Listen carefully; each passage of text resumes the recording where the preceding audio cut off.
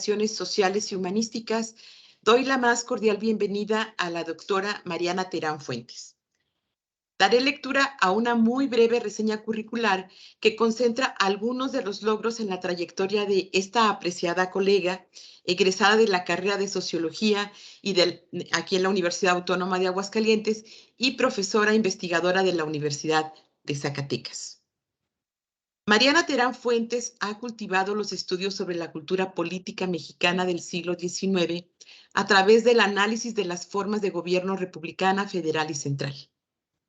Es la creadora de la Cátedra Internacional de Federalismo Francisco García Salinas en la Universidad Autónoma de Zacatecas.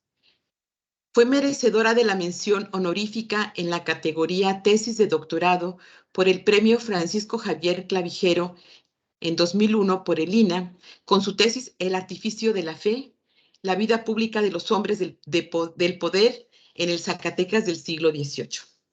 Obtuvo el primer lugar en la categoría de investigación histórica en el certamen internacional Gestas de la Identidad, convocado por el Gobierno del Estado de México, con su investigación por lealtad al rey, a la patria y a la religión, Zacatecas 1808-1814.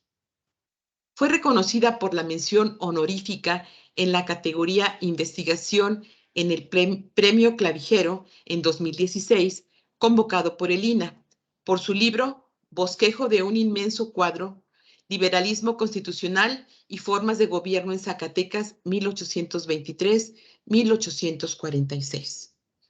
Es miembro del Sistema Nacional de Investigadores desde 1998. Actualmente es nivel 3.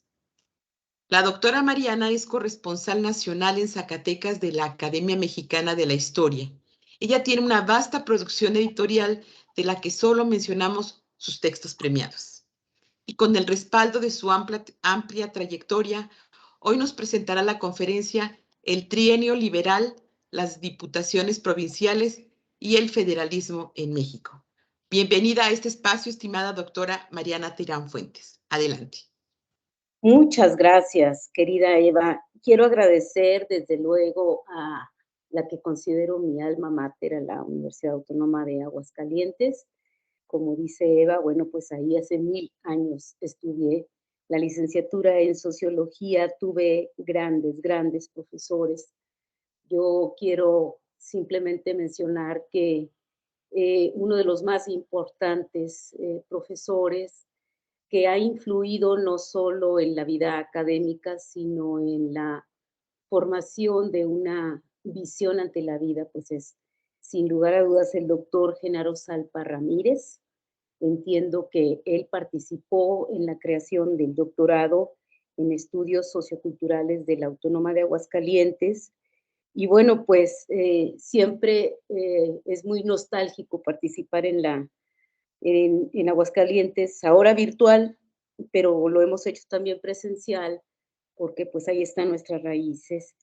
Yo quiero agradecer a la doctora Evangelina Tapia Tovar y al doctor Salvador de León Vázquez la muy amable invitación de participar con ustedes para exponer un tema que tal vez para los estudios socioculturales sea un tema alejado, pero sí lo vemos desde otras perspectivas. Puede ser también un tema de interés para la reflexión sobre pues, la forma de gobierno que ha prevalecido en el México contemporáneo. Me refiero al México de los siglos XIX hasta el XXI, que es la República Federal con dos paréntesis importantes, dos experiencias monárquicas que ayudaron también a dar cuerpo al Estado mexicano. Me refiero en el primer caso, pues a la experiencia encabezada por Agustín de Iturbide y desde luego al Segundo Imperio Mexicano,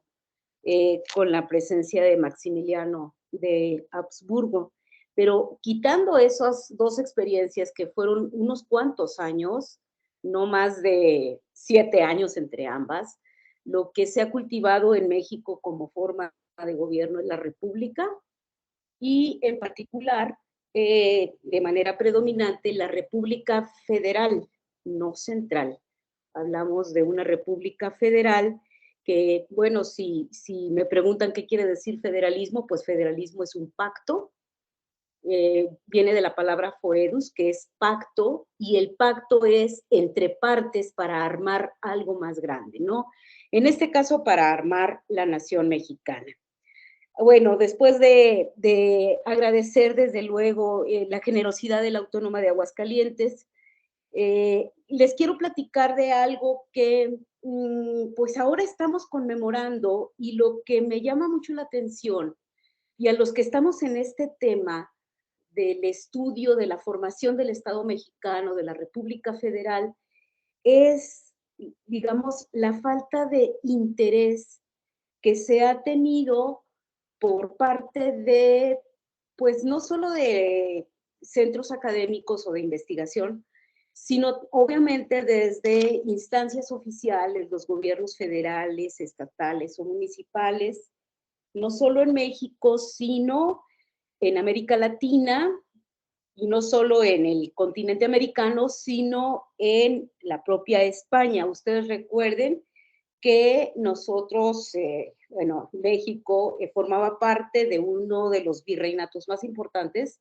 de la corona española, y la Nueva España se va a convertir, esa es un poco la idea de mi plática, en una república, es decir, de un conjunto monárquico se desprende, se independiza para formar una república como otras que se formaron en lo que fue la América Española. Y llamo a la falta de interés porque nuestro ADN cultural, digamos en el chip que como mexicanos tenemos incrustados como parte de la construcción de la memoria histórica de nuestra identidad nacional, esta serie de conmemoraciones que voy a mencionar en esta plática, pues no las tenemos del todo registradas. Lo que tenemos registrado es que quien nos dio patria fue el cura Hidalgo, el cura Morelos, y ellos son los padres de la patria. Si preguntamos esta inquietud a los niños de quinto y sexto grado de primaria, nos van a decir que Hidalgo y Morelos son los padres de la patria.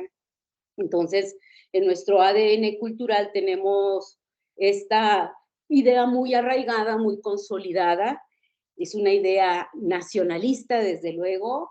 México nace de México, la República Mexicana nace de una gesta independentista iniciada el 16 de septiembre de 1810, una gesta de la cual el virreinato por 11 años vivió una de las guerras más crudas que México ha vivido, la guerra de insurgencia, y que esta guerra termina en septiembre de 1821 con la entrada de Agustín de Iturbide y el ejército trigarante del cual él era el jefe a la Ciudad de México. Incluso, bueno, pues hay emblemáticas pinturas que retratan esta escena en donde se refunda, se vuelve a fundar la nación mexicana en un acto político, simbólico,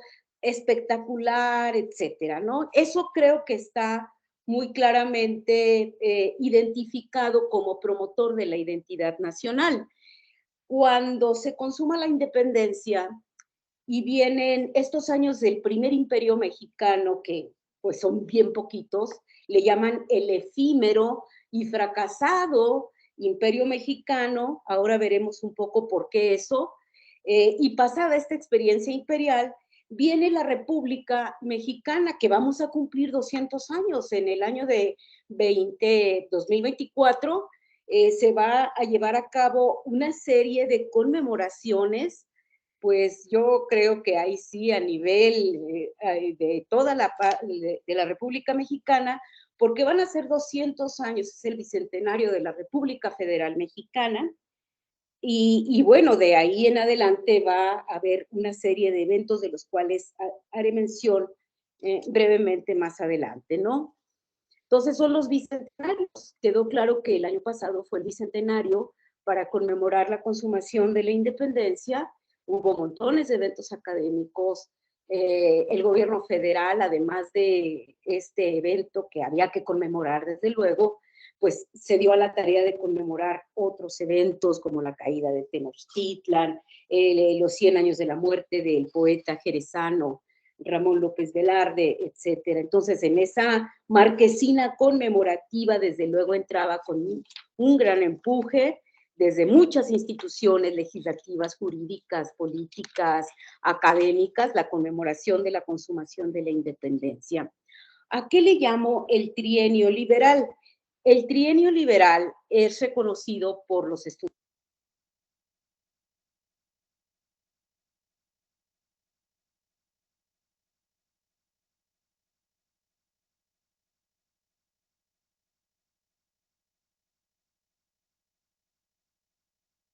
No se escucha, está silenciado el micrófono. Doctora, se le silenció el ¿Me micrófono. acaba de silenciar? Sí. Como ok. 30 segundos antes. Ok, entonces decía yo que, sí, gracias por el mensaje, que el trienio liberal son estos años que van de 1820 a 1823, en que se restablece la constitución política de la monarquía española. Una constitución promulgada un 19 de marzo de 1812, recuerden ustedes que el 19 de marzo es el día de San José, y porque se promulga ese día, pues es llamada la PEPA. Entonces la PEPA, esta constitución de la nación española, que implicaba la comprensión de dos muy grandes hemisferios, uno de ellos era España y el otro desde luego era América, va a tener un rasgo que es muy importante, un rasgo que los estudiosos que se han detenido en este código legislativo van a apreciar, van a estudiar, van a interpretar, que es su carácter revolucionario. La Constitución Política de 1812 es considerada una constitución revolucionaria y entiendo el carácter revolucionario a partir de 7 ejes. El primero es la transformación de la soberanía real a la soberanía nacional.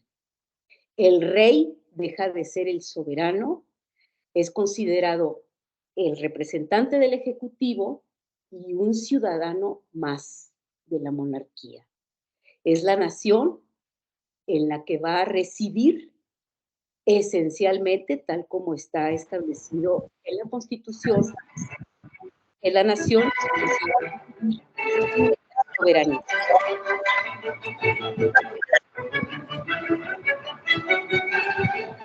Hay un segundo elemento del carácter revolucionario, desde luego, pues es la división de poderes. Un tercero es la misma concepción de nación española. América o los reinos de América ya no son considerados colonias, sino territorios en la misma condición y estima que el peninsular, es decir, con los mismos derechos, en este caso con el mismo derecho de representación política territorial.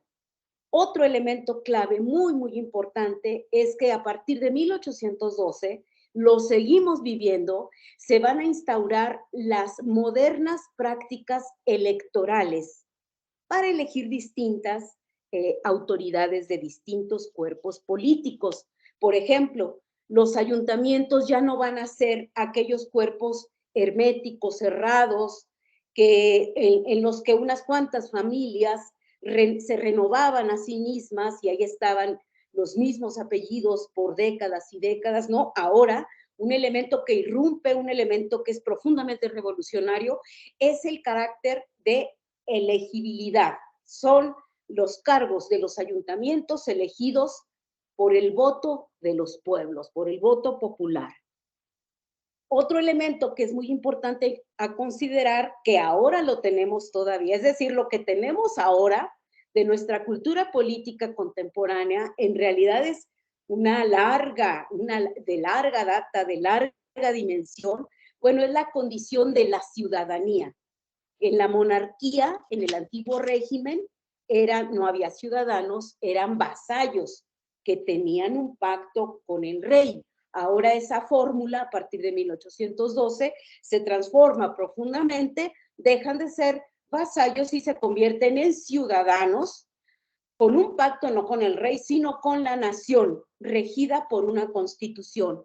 Entonces, estos elementos me parece que son muy importantes para que sí representen, o sea, sí pensemos que representan un parteaguas en la historia política, territorial, jurídica, administrativa, que divide al antiguo orden monárquico al nuevo orden monárquico. No quiero decir todavía que estamos hablando de república. Estamos en 1812 en contexto monárquico, pero en un contexto monárquico templado, moderado por una constitución.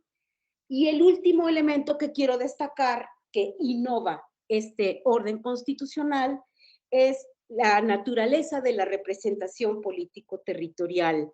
La representación político-territorial se dividirá en 3 ámbitos. El primero de ellos son las Cortes, digamos como el Congreso Nacional.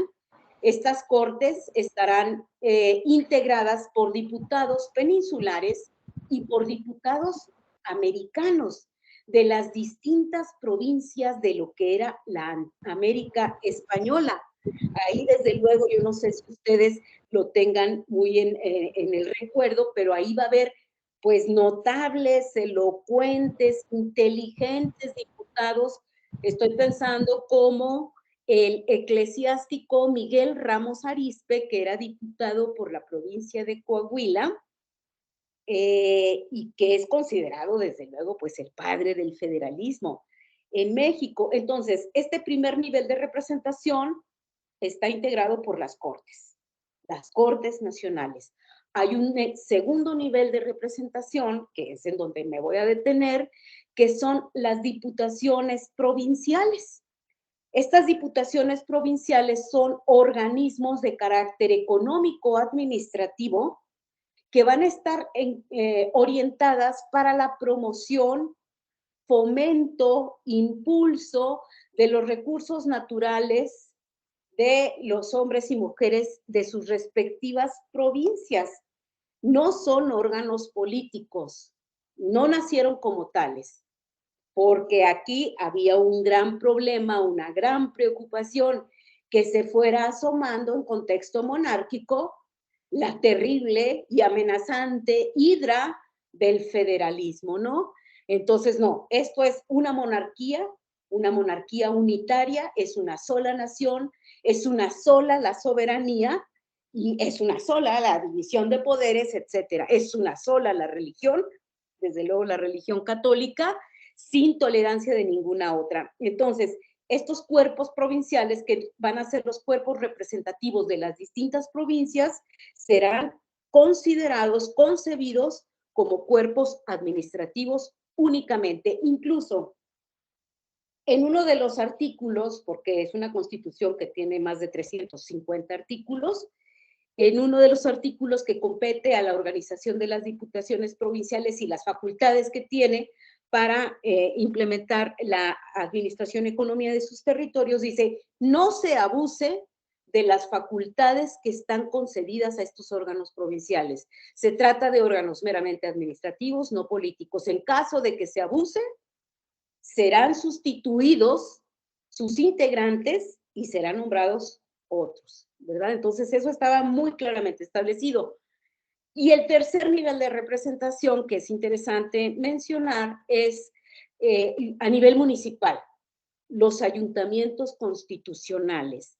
Y aquí un rasgo profundamente revolucionario, y con eso, bueno, terminamos de decir estas claves que hacen muy revolucionaria la Constitución de 1812, es que los ayuntamientos constitucionales podrían instalarse tan solo comprobar el requisito de 1000 habitantes.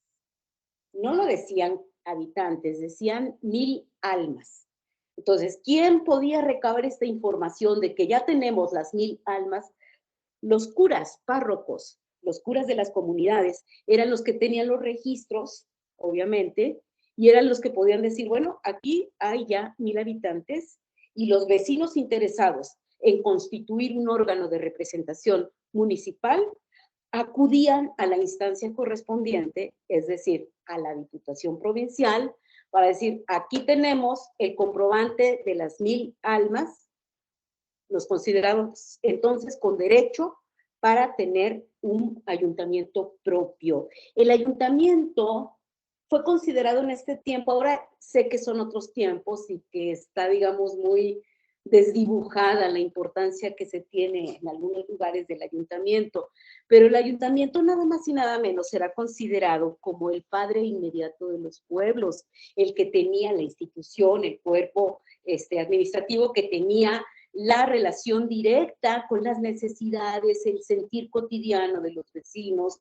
con lo que pasaba a través de su infraestructura, con la necesidad de las obras del común. Era el ayuntamiento el que traducía, el órgano local que traducía la voz de los pueblos. Por eso era considerado el padre inmediato de los pueblos.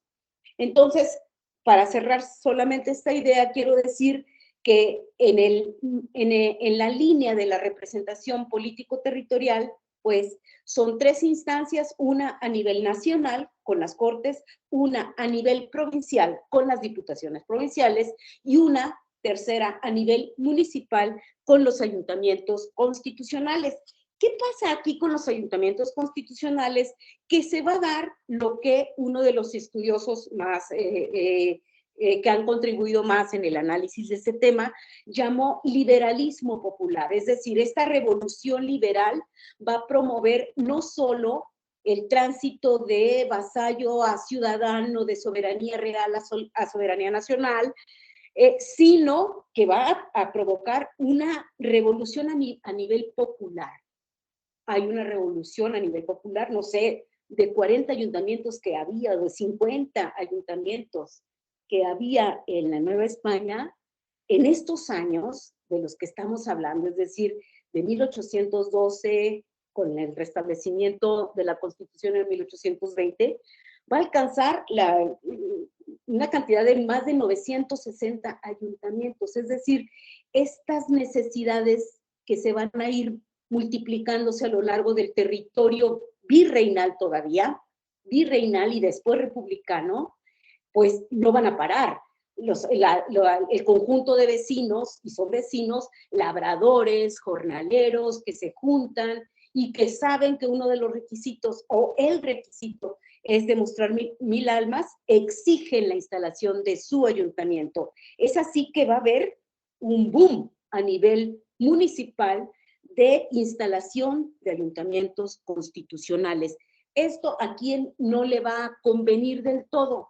No le va a convenir del todo, pues a las cabeceras municipales, obviamente, a las cabeceras de partido. Para el caso de Zacatecas, que es el que yo he trabajado, no le va a convenir al ayuntamiento de Zacatecas, de la ciudad, es el ayuntamiento capital de la provincia, que los vecinos de Guadalupe, por ejemplo, que ahora es municipio, pues se organicen y exijan lo que se entendía por el ser político de los pueblos, su ayuntamiento. Entonces, lo que va a irse promoviendo es lo que uno de los estudiosos también importantes de este fenómeno político territorial, el doctor José Antonio Serrano Ortega, desde el Colegio de Michoacán, ha estudiado como una transformación, una profunda transformación de las jerarquías territoriales. Si los de Guadalupe antes dependían de Zacatecas y ahora cuentan con su propio ayuntamiento, se van cortando lazos de dependencia.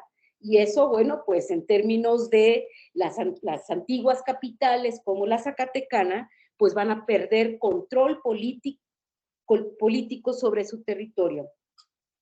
De eso trata, más o menos, los ejes o las claves que explican el carácter revolucionario de este Código de 1812, que, insisto, fue concebido para la conservación de la monarquía española. ¿Qué es lo que pasa cuando se busca implementar, por ejemplo, para el tema de la Nueva España?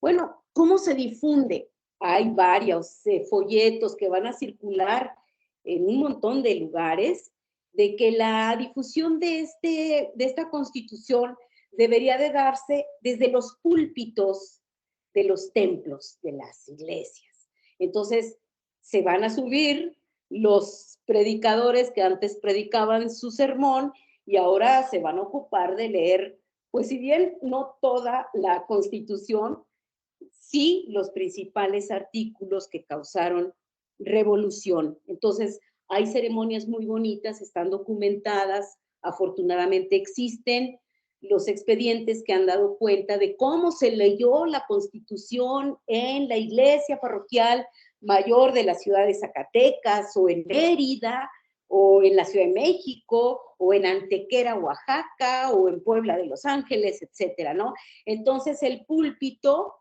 es lo que Brian Conantun ha denominado como parte de la sacralización de lo cívico. O sea, empiezan contenidos ya de carácter político, jurídico, pero para que prevalezca la legitimidad, se dicen desde un espacio sagrado, como son los púlpitos de los templos. Otra manera de difundir esto fue a través de la prensa. Hay Celia del Palacio, que acaba de participar con ustedes, ha dado cuenta de ello. Numerosos títulos, incluso se van a crear muchas publicaciones para dar cuenta de los contenidos constitucionales, ¿no? ¿Qué quiere decir soberanía nacional? ¿Cuáles son los derechos de los ciudadanos españoles? El derecho a la propiedad, a la seguridad, a la libertad, a la igualdad.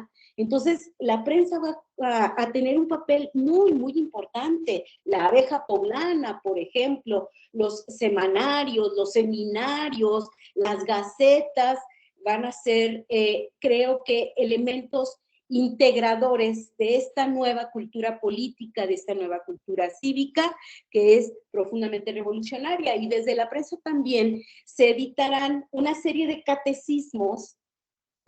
Bueno, ahora tenemos este documento de Alfonso Reyes, que es un poco para la nueva ética del mexicano. Bueno, pues así como en 1812 y desde antes, desde luego, se hacían catecismos políticos para la enseñanza de los niños y jóvenes. Y los catecismos, desde luego basados en la estructura textual gramatical del catecismo, el viejísimo catecismo del padre Ripalda, con el que las grandes verdades se difundían. Bueno, pues así también las grandes verdades constitucionales y políticas se difundieron a través de catecismos constitucionales, catecismos políticos, y hubo varias ediciones del catecismo en alusión a la Constitución de 1812. Otra manera de divulgar este nuevo aparato jurídico, y esto lo ha analizado muy bien Salvador Cárdenas, para ritualizar, para interiorizar el nuevo aparato jurídico, el nuevo orden político, fueron de gran importancia las ceremonias cívicas públicas de juramento. Es decir, había toda una ritualidad, sacralidad, porque participaban las autoridades eclesiásticas y las demás corporaciones, pero las eclesiásticas eran muy importantes para dar legitimidad al evento, y se organizaban ceremonias públicas en las plazas, en lo que ahora conocemos como Plaza de Armas, en las plazas públicas, para que las diferentes corporaciones pasaran ante el crucifijo, ante una constitución puesta en una mesa, y rindieran el juramento a la Constitución. Entonces, son, digamos, varias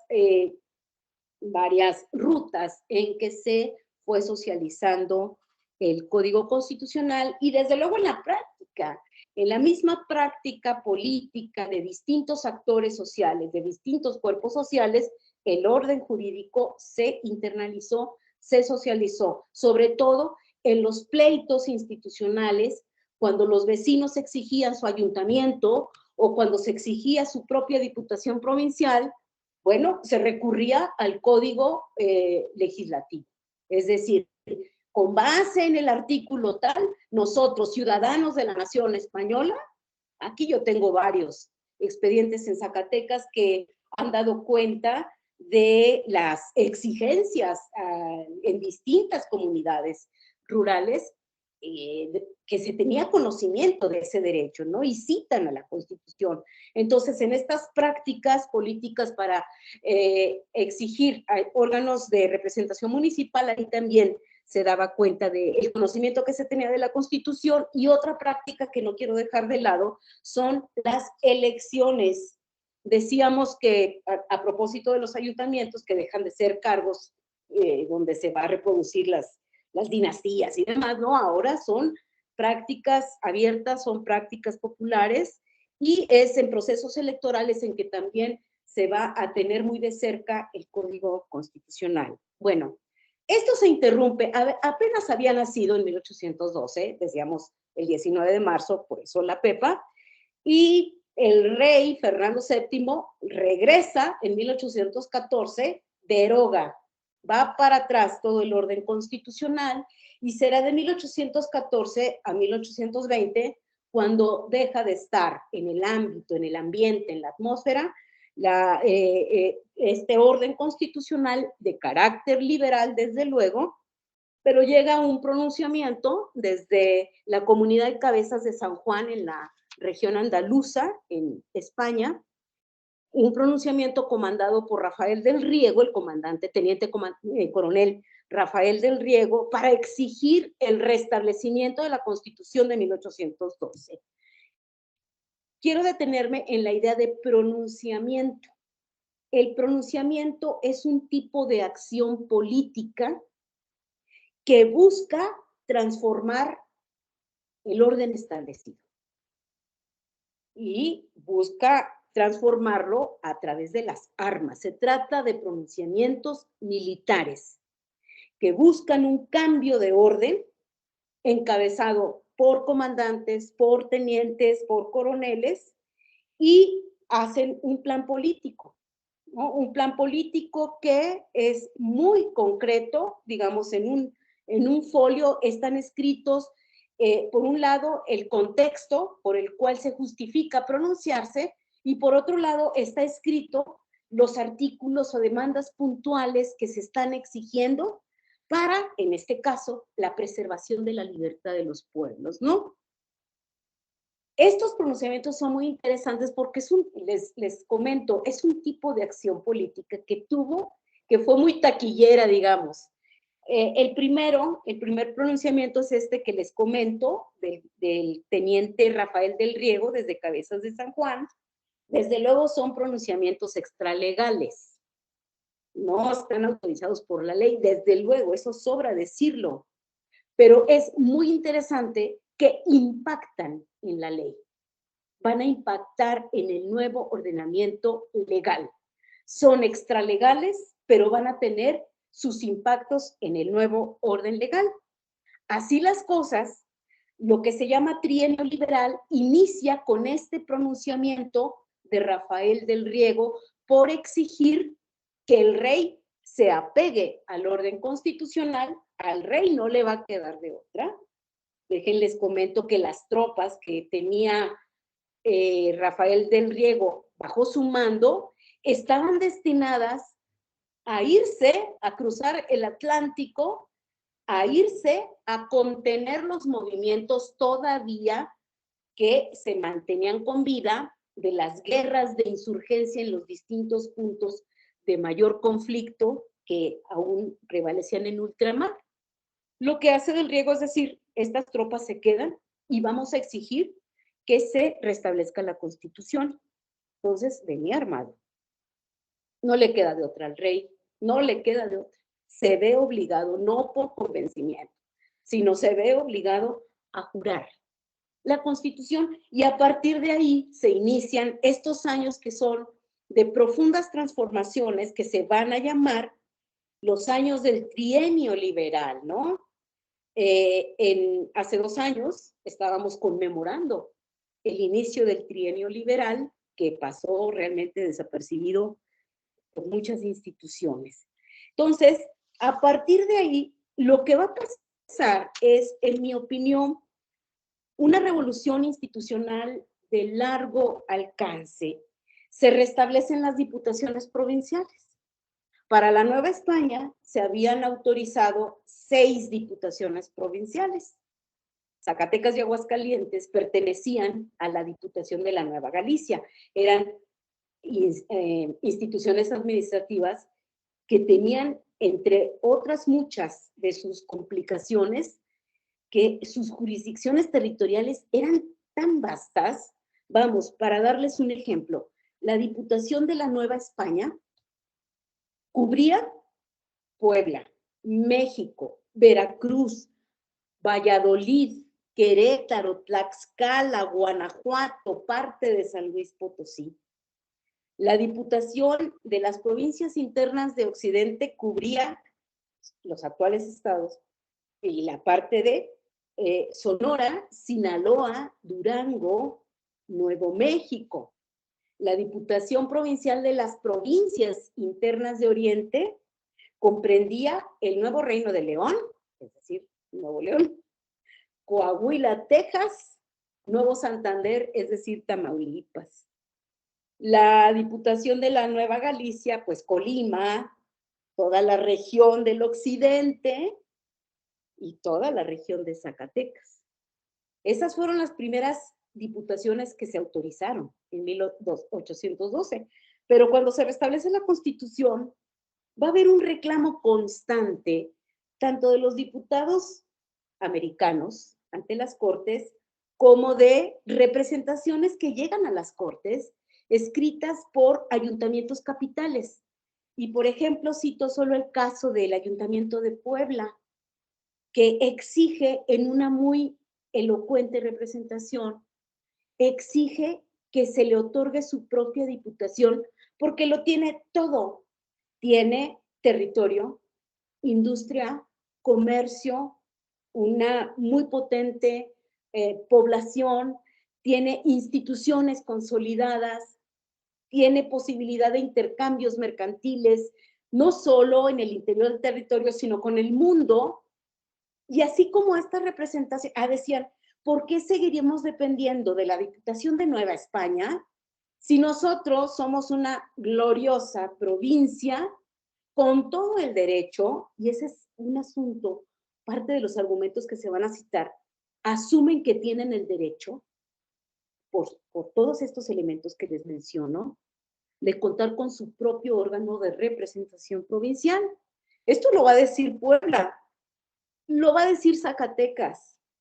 Zacatecas va a decir, ¿por qué seguimos dependiendo de la Nueva Galicia si es el centro minero más importante que ha alimentado los caudales de la corona española para enfrentar sus guerras? Nada más por ese hecho, nada más y nada menos, Zacatecas merece su propia diputación, pero así también Oaxaca, y así también Coahuila, Texas, Nuevo Santander, que se va a separar y se va a constituir poco después en Tamaulipas. Es decir, cada una de estas grandes extensiones, lo que va a irse fomentando es desgranarse, se van a desgranar. En medio de que se van a desgranar, en medio de este proceso de desmembración territorial, viene la consumación de la independencia. Viene el Plan de Iguala, publicado el 24 de febrero de 1821, los Tratados de Córdoba del 24 de agosto de 1821, vienen esfuerzos de los diputados americanos que están todavía en las Cortes en Madrid, viendo otros proyectos para seguir manteniendo el lazo de unión, ya muy debilitado, el lazo que todavía unía a América con España. Y un proyecto interesante es el que va a encabezar Lucas Alamán, con Mariano Michelena. Va a decir, bueno, que se forme, digamos, una confederación de reinos en América. 3 reinos, cada uno con sus propias cortes, representando el poder ejecutivo por un príncipe español, con cierta autonomía, con autonomía relativa, pero con el lazo todavía tendido con la corona. Desde luego no es aceptado ese proyecto. Entonces empiezan a converger en este clima de crisis, de revolución, distintos proyectos, algunos no los van a aceptar como el que les acabo de mencionar, otros empezarán a tener un gran consenso, y en la Nueva España, el que se pronuncia con el mismo esquema de pronunciamiento del comandante Rafael del Riego, del coronel, es Agustín de Iturbide. Y desde Iguala se pronuncia y hace su plan que va a establecer las 3 garantías: independencia, religión y unión. Bueno, como chispero, va a prender un montón de poblaciones. El plan de Iguala lo van a adoptar, incluso sobre algunos de sus bases más importantes, algunos pueblos van a integrar otras exigencias. Total que el plan de Iguala va a tener una amplia difusión, y es en el tiempo de febrero de 1821 a septiembre en que este movimiento independentista va a ir cobrando radicalidad, tono, fuerza, consolidación. Y las principales ciudades, villas y pueblos de lo que era el antiguo territorio de la Nueva España harán sus ceremonias para jurar el plan de Iguala.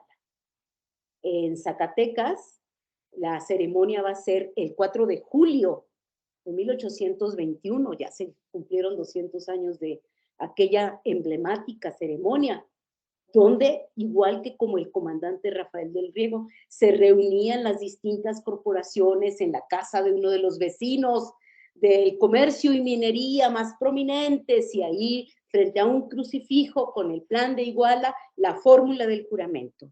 Bueno, esto se dio a nivel territorial amplísimo, ¿no? En el conjunto de las provincias.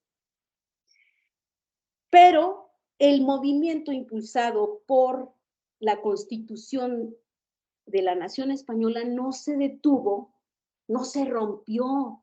Este es uno de los elementos que caracterizan estos años de transición política del antiguo orden al nuevo orden.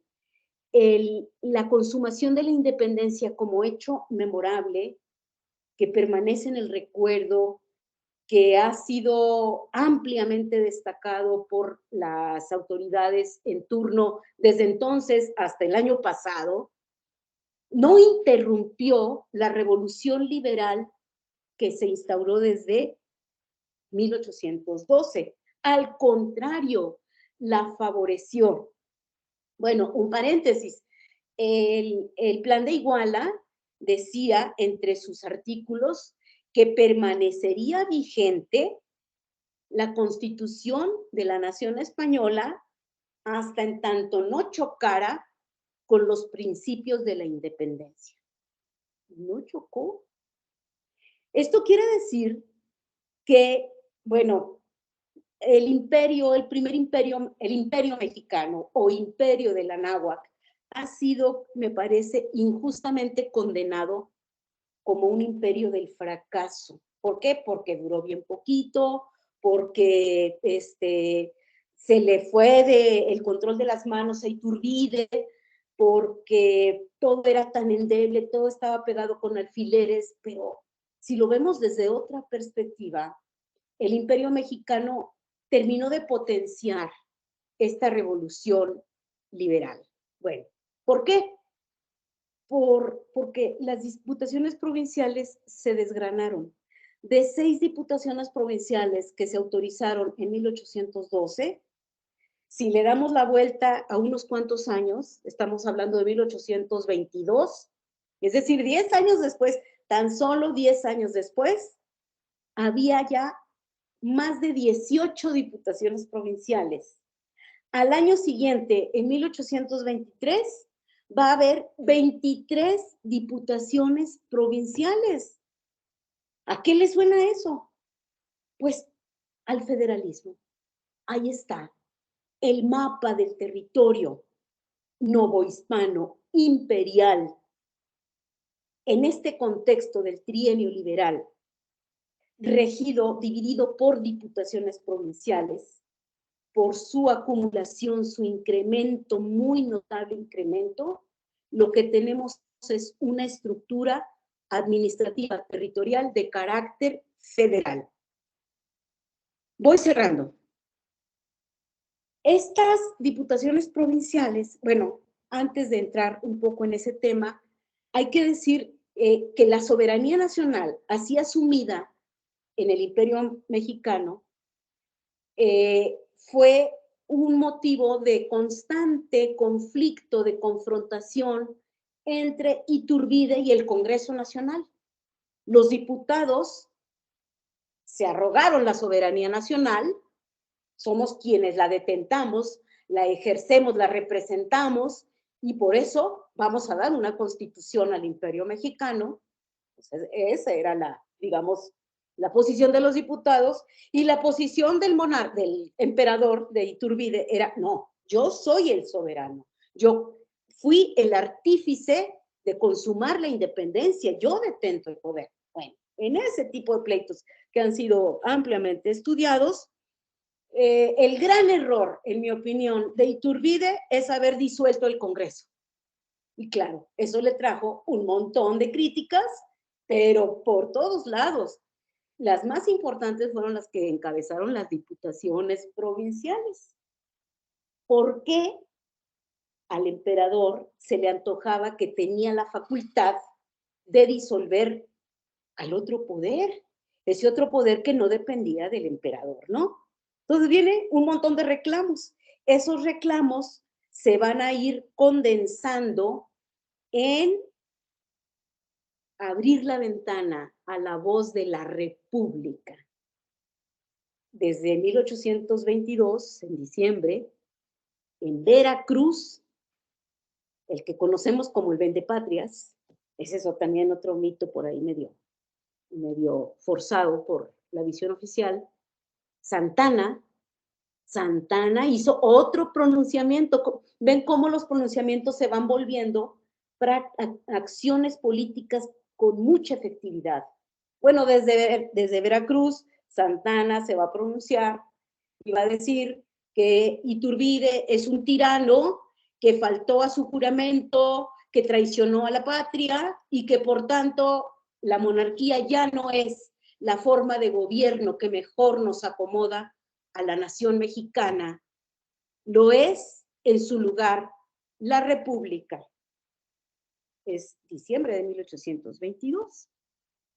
Para febrero del año siguiente, en 23, cuando ya tenemos un montón de diputaciones provinciales y que las diputaciones provinciales están también criticando con mucha rudeza, furiosas a Iturbide, va a haber otro pronunciamiento, el famoso pronunciamiento que antecede al federalismo mexicano. Y ese pronunciamiento es encabezado por el coronel José Antonio de Chávarri, desde Veracruz también. Fíjense, el Veracruz se vuelve pues un lugar estratégico, político, convocante muy, muy importante. Y Chávarri lo que va a exigir es que se convoque a un nuevo congreso. Ese congreso disuelto, por más que lo buscó restituir Iturbide, porque se dio cuenta de su craso error, pues ya había perdido la confianza de sus representados. Entonces, es sumamente interesante cómo a lo largo de 6 semanas, un mes y medio, sí, creo que no más, un mes y medio, de febrero a marzo de 1823, quienes van a respaldar el pronunciamiento de este coronel Chávarri son la casi totalidad de las diputaciones provinciales. Nos unimos al llamado del comandante Chávarri, que se establezca un nuevo congreso en el que esté depositada la confianza de los habitantes de las distintas diputaciones. Entonces se va a volver estos meses de febrero, marzo, abril, mayo, junio de 1823, un tiempo de mucha discusión, de una agenda muy apretada en los órganos de las diputaciones provinciales y de algo que no estaba previsto, más bien que estaba muy sancionado en la Constitución de 1812. Las diputaciones provinciales dejan de ser cuerpos económico-administrativos para convertirse en cuerpos políticos, capaces de tomar decisiones trascendentales Una de ellas, que estos cuerpos asumen la soberanía de sus territorios. ¿Cómo? Ese es un acto profundamente revolucionario, político, no contemplado, que va a ser lo que va a caracterizar uno de los elementos claves en la transición del antiguo al nuevo orden, ¿no? Es decir, cada provincia, vamos, la de Guadalajara es genial, porque Guadalajara dice, no vamos a obedecer más a los poderes nacionales. Somos soberanos. Y así como Guadalajara, pues otras provincias van a asumir la soberanía de sus territorios. Y un tercer elemento, es decir, se vuelven órganos políticos, asumen la soberanía de su territorio y en 1823, Oaxaca, Yucatán, Jalisco y Zacatecas se van a declarar entidades libres, soberanas y federadas. Es decir, la República Federal Mexicana, ya con esto cierro, que tuvo en su acta constitutiva del 31 de enero de 1824 y en su constitución del 4 de octubre de 1824, no nace desde la Ciudad de México. La República Federal Mexicana nace desde las regiones, unas regiones rebeldes que se pronuncian, que van a establecer sus primeros congresos constituyentes. El 14 de septiembre de 1823, insisto, todavía no hay un acta formal jurídica que llame a la República Federal Mexicana. No, son las regiones desde distintos puntos, Oaxaca, Yucatán, Jalisco, Zacatecas. El 14 de septiembre de ese año, del 23, se instala el primer Congreso Constituyente del Estado de Jalisco. El 19 de octubre de ese año se instala el primer Congreso Constituyente del Estado de Zacatecas.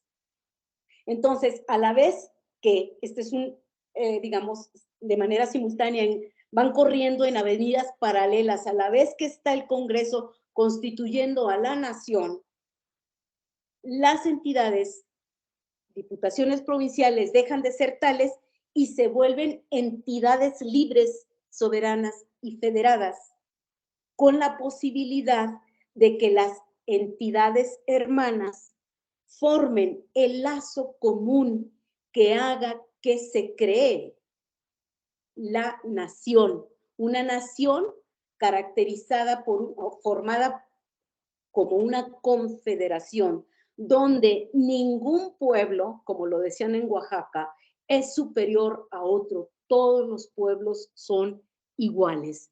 Entonces, es con este movimiento que yo le he llamado la revolución de las provincias, con el que se abrirá el nuevo capítulo para instaurar el orden republicano federal en México. Gracias por su atención. Pues muchas gracias por tan interesante conferencia que nos da elementos para ver la realidad actual con nuevos ojos. Muchas gracias. Vamos a abrir el espacio para comentarios y preguntas para nuestra conferencista. No sé quiénes quieran participar. Si me hace favor de levantar su mano.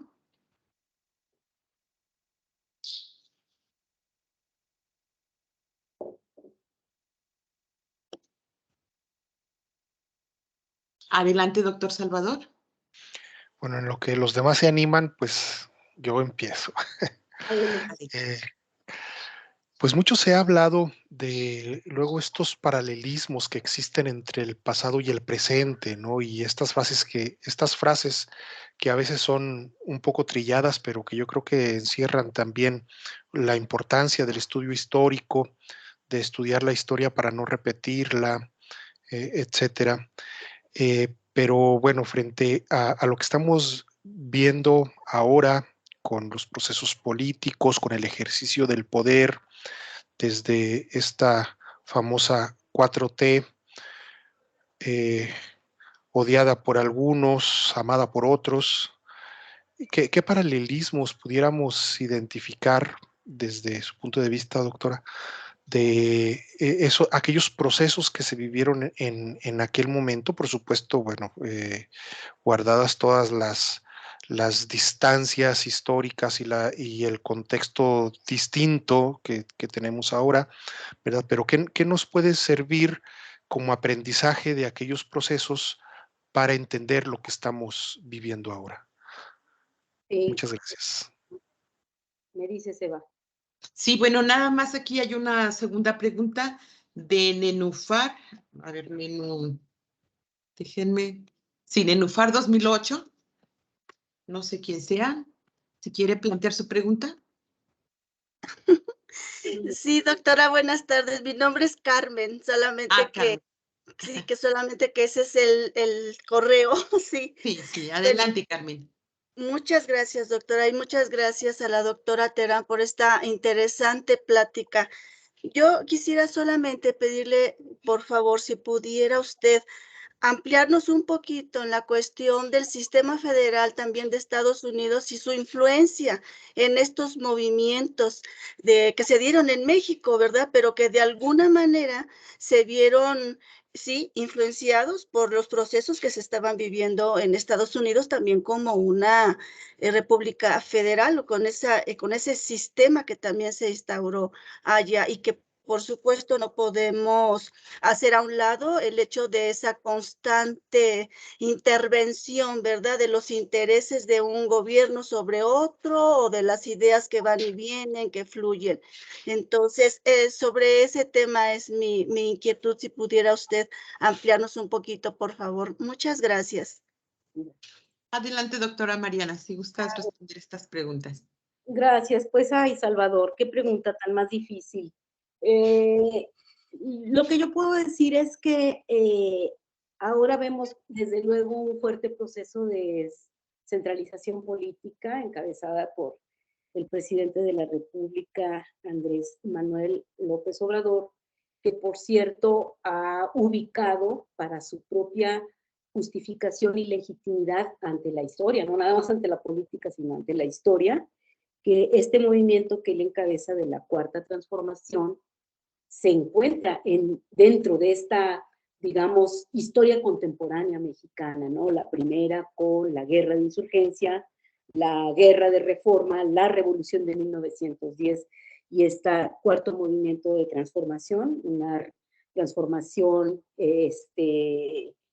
sin violencia, en sus palabras, ¿verdad?, que lleve, bueno, a la pretensión de Andrés Manuel López Obrador de recuperar la soberanía nacional. Lo que yo veo es que a lo largo del siglo, sobre todo con los dos casos de los presidentes Benito Juárez y Porfirio Díaz en el siglo XIX, y la cultura del presidencialismo mexicano del siglo XX, donde, bueno, la parte de la designación del presidente en turno por el que venía, fortalecieron en gran medida en el imaginario colectivo la idea de que el presidente todo lo puede, es omnímodo, omnipresente, etcétera.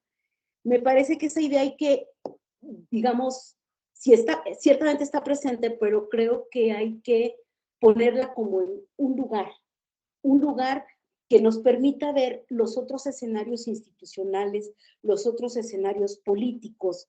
Yo creo que, como algunos estudiosos desde el federalismo fiscal, como Luis Jáuregui o Luis Aboites Aguilar, han puesto precisamente en duda la preeminencia del Poder Ejecutivo Federal sobre todos los designios y destinos de la nación, y se han puesto a observar con información sobre el pacto fiscal, sobre las partidas, sobre las vocaciones regionales productivas de cada una del escenario territorial de México, y han puesto en duda esta preeminencia del Ejecutivo. Yo creo, no estoy respondiendo realmente a la pregunta, pero creo que en el caso actual del presidente presidente López Obrador, que con todo ha ido contra la corrupción y demás, creo que no desaparece el pacto federal. Se está reformulando, entiendo, pero no desaparece. Ahí están las distintas regiones. Me parece que es interesante ver no solo la participación de gobernadores, que pueden ser muy criticables, ¿verdad? Y que pues podemos tener muchas opiniones al respecto, que han buscado hacer coaliciones. No les ha funcionado tampoco a los gobernadores, pero me parece que el federalismo mexicano, el actual, debe de revisar cómo está el equilibrio entre las dimensiones federal, estatal y municipal, ¿no? Yo creo que hacia allá iría. Son muy, muy pocos, Salvador, los estudios que se han dedicado a analizar el federalismo del siglo XX. Prácticamente es un campo desierto. Qué bueno que me haces la pregunta porque es un tema que puede dar para mucho el papel de las distintas regiones en México frente a este pacto federal, cómo ha evolucionado en el marco de la educación, en el marco de los partidos políticos, en el marco de las elecciones, en el marco de la fiscalidad. Es todo un tema, ¿no? Que, bueno, obviamente no respondo a la pregunta, pero esas son las inquietudes que me generan. Y para Carmen, pues también agradecerle mucho el interés y la pregunta, porque una de las tesis que desde, te puedo decir que desde 1825, y todavía la tenemos muy en boga, es que el federalismo mexicano fue una copia del federalismo norteamericano. Entiendo el sentido que se establecía cuando se decía que Norteamérica había dado a México la fórmula, el modelo, y que México de manera muy pasiva lo había adoptado y adaptado. En parte era para separarse y conformar una identidad mucho más vinculada con América e ir rompiendo con España. Esto es parte, digamos, de la construcción de la memoria colectiva. Para formar una identidad nacional hay que diferenciarse de otras entidades y particularmente hay que diferenciarse de España. Por eso la retórica, los discursos, las ceremonias cívicas, en particular las de septiembre, las septembrinas, para conmemorar y recordar las gestas de la independencia, fueron en ese sentido de la hispanofobia. Y en ese sentido de la hispanofobia se fue alimentando la tesis de la influencia, la gran influencia de Estados Unidos sobre México para adoptar el federalismo mexicano. Sin embargo, en México, bueno, pues hay una diferencia muy importante. El federalismo desunió lo que estaba unido y en Estados Unidos el federalismo unió lo que estaba desunido. Es decir, son procesos, no quiere decir tampoco que no influyera.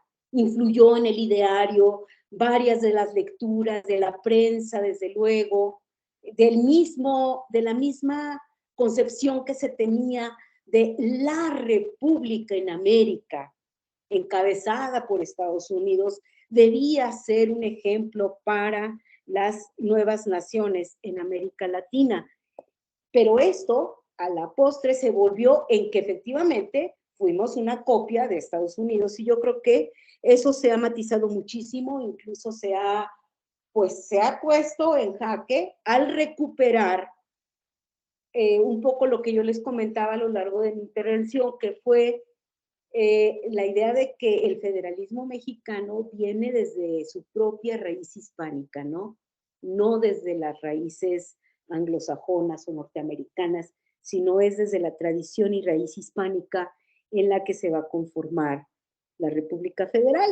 Y desde luego, bueno, pues eso no quita la gran admiración que políticos destacados, sobre todo de la década de los 20 y 30 del siglo XIX, tenían por el ejemplo norteamericano. Esto lo podemos ver en un montón de manifiestos, de folletos, en gacetas, en la prensa, donde hay una idea muy fuerte, esta que estás tú planteando, sobre la influencia de Estados Unidos sobre México. Bueno, bien, antes que alguien más pregunte, me voy a permitir dar lectura a una pregunta que plantea el doctor Luciano Ramírez en el chat. Dice, felicidades por tu interesante conferencia, estimada Mariana. Una pregunta, ¿tuvo alguna participación la Villa de Aguascalientes, luego Ciudad Nodal, que por cierto el partido de Aguascalientes estuvo vinculado a Zacatecas hasta 1835 en el proceso federalista? ¿Cuál fue el papel de la élite política de Aguascalientes? Gracias. Es la pregunta que envía el doctor Luciano.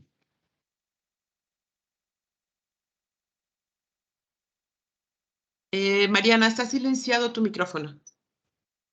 Perdón, muchas gracias, Luciano. Te mando un fraternal saludo. Bueno, creo que habría que pensar que la Villa de Aguascalientes fue en el marco del federalismo, ya de la República Federal, fue, perdón que use esta expresión tan burda, pero representó una verdadera piedra en el zapato para las autoridades del estado de Zacatecas. ¿Por qué?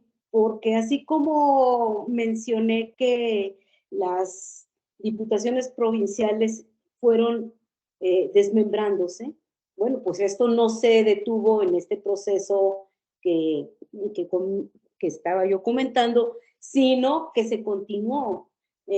Colima respecto a Jalisco, Tlaxcala respecto a Puebla, Tabasco respecto a Yucatán o Campeche, Aguascalientes respecto a Zacatecas.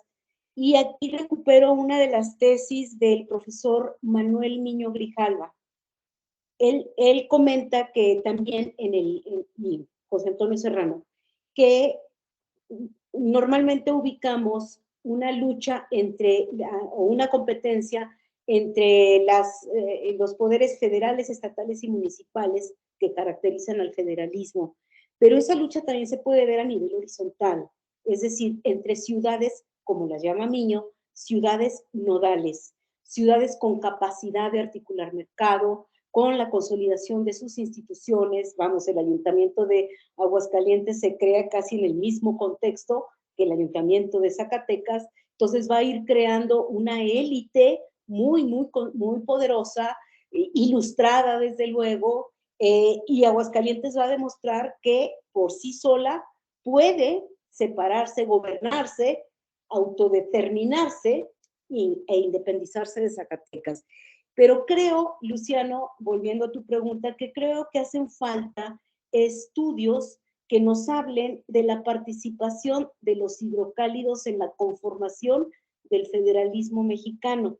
Yo lo he recuperado en mis estudios, pero en relación, digamos, con el Poder Legislativo de Zacatecas, con el gobernador de Zacatecas, pero no por Aguascalientes mismo, donde el centro sea el Ayuntamiento de Zacatecas. Lo recuperé para estudiar un poco las condiciones en las que Aguascalientes exige separarse de Zacatecas, pero hacen falta estudios de carácter político institucional que nos hablen de la participación política de Aguascalientes en la formación del federalismo.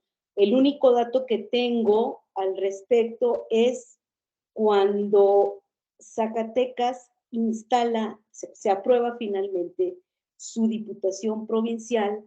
Sí hay en las actas de sesiones de la Diputación Provincial, recuperadas por Beatriz Rojas, por cierto, sí hay una participación, demandas específicas de Aguascalientes, que se amplíe su mercado, que se apruebe, que Aguascalientes imponga contribuciones, que Aguascalientes se mejoren sus escuelas, que a diferencia de las escuelas autorizadas en Zacatecas, las de Aguascalientes están para llorar, lastimosas, insuficientes para atender a las juventudes, etc. Entonces hay reclamos. Lo que yo veo es que Aguascalientes tiene un discurso muy exigente que está reclamando y que finalmente ese discurso en las representaciones que va a hacer su ayuntamiento en 1835 se va a radicalizar al punto de exigir la separación de Zacatecas.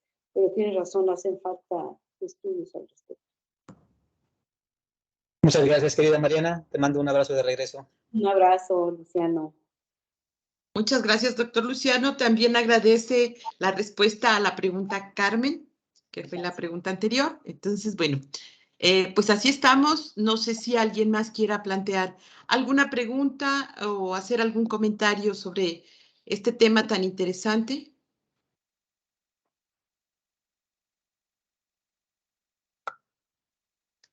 Pues creo que ya no. Entonces, bueno, vamos a dar espacio a la entrega del reconocimiento. Déjenme lo encuentro aquí yo en mi computadora, así ya. Creo que sí se ve, ¿verdad? Bueno, pues ¿no se ve? Sí. Ah, sí, gracias. Bueno, pues agradecemos la participación de la doctora Mariana Terán y a nombre de los posgrados del Centro de Ciencias Sociales y Humanidades, me permito dar lectura al reconocimiento que se le extiende y que haremos llegar por medios digitales. Dice: el doctorado en estudios socioculturales y la maestría en investigaciones sociales y humanísticas otorgan la presente constancia a la doctora Mariana Terán Fuentes por impartir la conferencia. Déjenme le crezco porque ya no, los ojos no me llegan. Por impartir la conferencia El Trienio Liberal, las diputaciones provinciales y el federalismo en México, en el marco de las 9ª Jornadas Académicas del Posgrado en Ciencias Sociales y Humanidades de la Universidad Autónoma de Aguascalientes. Celumen Profere, Aguascalientes, a 12 de mayo de 2022.